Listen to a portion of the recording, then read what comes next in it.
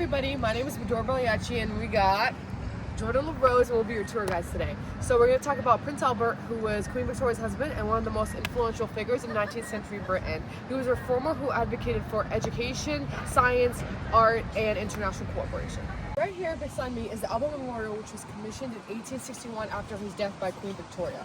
The royal couple loved each other very much, and even though Prince Albert had no political authority whatsoever, she deeply relied on Prince Albert's opinions and stuff to make royal decisions. This statue is 173 feet tall of her beloved prince and his values. Look closely and you'll see 4 marble groups at the base, each representing a continent: Asia, Europe, Africa, and America, symbolizing Albert's beliefs in global unity.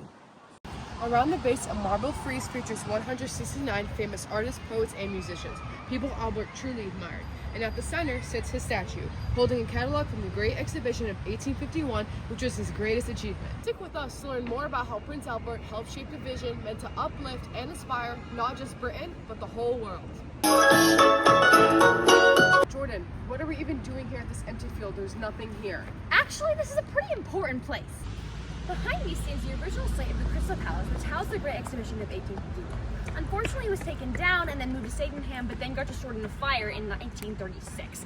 And this was designed by Joseph Paxson, which is hard to imagine, but was built out of 400 tons of glass, 4,000 tons of iron, and built by 2,000 men. This building reflected more than just architectural ambition, it reflected Albert's values. And as an avid art and architectural lover, he became the chair of the Royal Society of Art from 1849 to 1851, which allowed him to preside over the Great Exhibition.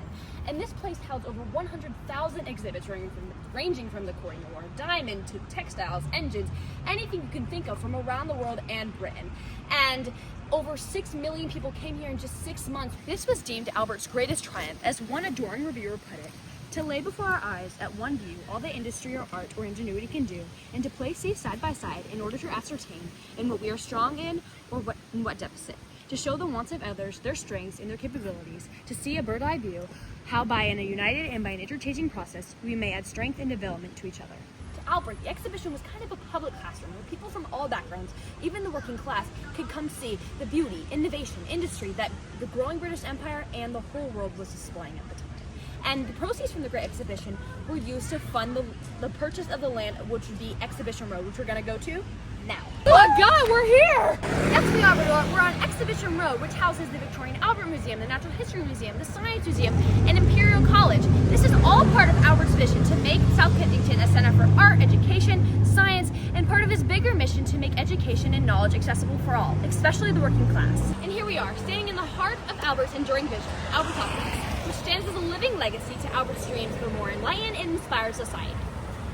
Prince Albert wasn't just thinking about his time, he was also thinking about ours. So as you walk through these streets today, you're not just walking through a neighborhood, you're walking through a future dreamed up 150 years ago.